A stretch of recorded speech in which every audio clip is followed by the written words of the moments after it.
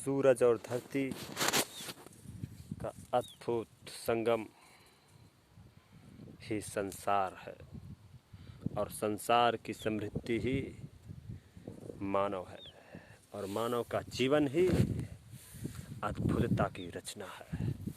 अद्भुत कलाओं से यह जीवन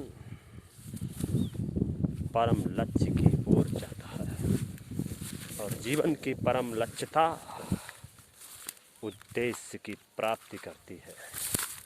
उद्देश्य ही सभ्य संस्कृति की पहचान बनाती है और सभ्य संस्कृति ही मानवतावादी शक्ति का जन्म देती है। यह जन्म युग युगांतर, कल्प कल्पांतर और समय समांतर के साथ चक्र परिवर्तन के साथ परिवर्तित होता रहता है।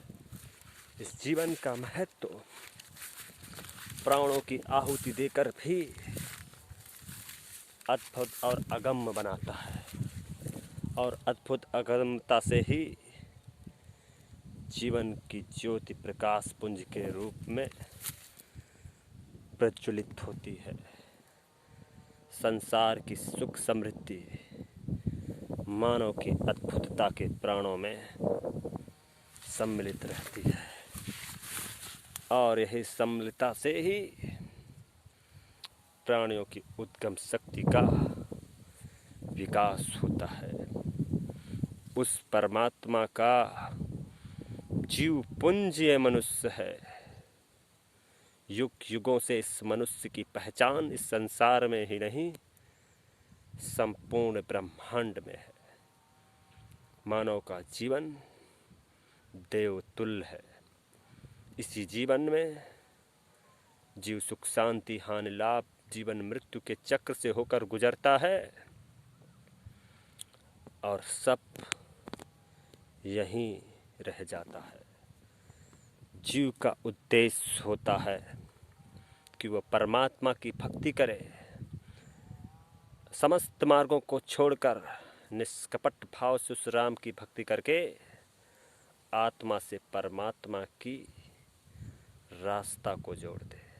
वो प्रभु अनंत कालों से अपनी जीवों पर दया करता है। वो समस्त सिद्धांतों की परिकल्पना करते हुए नैतिक विचारधारा से ही अपने भक्ति के मार्ग को उस जीव के रूप में परमात्मिक रूप में सुसज्जित करता है।